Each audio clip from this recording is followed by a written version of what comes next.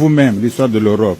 Il faut connaître, parce que si vous faites l'histoire que l'Europe vous enseigne, vous ne comprenez pas. Si vous faites vous-même l'histoire de l'Europe, vous allez constater que l'Europe, l'Occident, c'est la région du monde la plus sanguinaire. Depuis Homère, les guerres de l'Iliade, d'Odyssée, vous avez étudié Homère, l'Iliade et l'Odyssée, c'est les guerres de Troie. Ensuite, vous avez Rome, Jules César, les légions romaines, c'est les guerres. Il a détruit la Gaule, etc. Même les Français, là que nous parlons, le français, c'est pas le français, c'est pas le gaulois, c'est du latin évolué. Bon. Après lui, le Moyen-Âge, des guerres qui ont duré 100 ans, les croisades, le sang en pagaille. Ensuite, vous avez les révolutions françaises, hein, et Napoléon, qui a brûlé toute l'Europe jusqu'à Moscou. Napoléon, vous croyez que c'est fini? Première guerre mondiale. Vous croyez que c'est fini? Deuxième guerre mondiale. Hitler, les Juifs, la Shoah. Et les Juifs qui n'ont même pas brûlé pendant 2-3 ans, ils font toute année des Juifs, nous avons l'Holocauste. Vous qui avez été esclave pendant des siècles, vous vous en foutez même. Vous n'avez même pas l'esclavage. Oui, oui. La souffrance ne vous dit rien. Oui, oui. La souffrance ne vous dit rien. Tu peux boxer noir, il pleure, il s'essuie, il est blessé, il s'en va, demi t'applaudit encore. Oui, ben. Eh ben, je sais pas, mais c'est toi, tu es noir, tu dois savoir. Non, on n'est pas maudit. On n'est pas maudit, on n'est pas maudit. Non, il n'y a pas de première, il n'y a pas de dernière race. C'est une affaire de conscience des intérêts. Parce qu'aujourd'hui, nous servons les intérêts européens occidentaux. On leur donne des ports, on leur donne des contrats, on leur donne tout. Ils viennent, ils sont rois ici chez nous. Tu ne peux pas faire les Chinois, ils sont conscients de leurs intérêts. Trump, il dit c'est le pays de la merde. C'est pas vous qui applaudissez.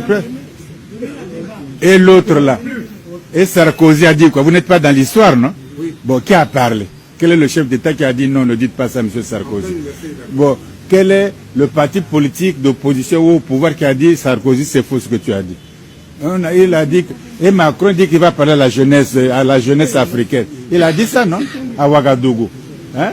Bon, il a parlé à la jeunesse européenne. Il a parlé à la jeunesse chinoise. Il a parlé à la jeunesse portugaise. Il a parlé à la jeunesse française.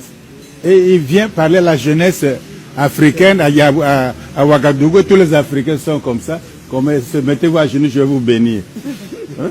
C'est pas possible. Mais pourquoi Macron, un jeune de 49 ans, ne parle pas à la jeunesse française ou à la jeunesse européenne? Pourquoi il ne parle pas? S'il veut parler à la jeunesse, qu'il s'apprête à la jeunesse française ou au gilet blanc, le jaune là.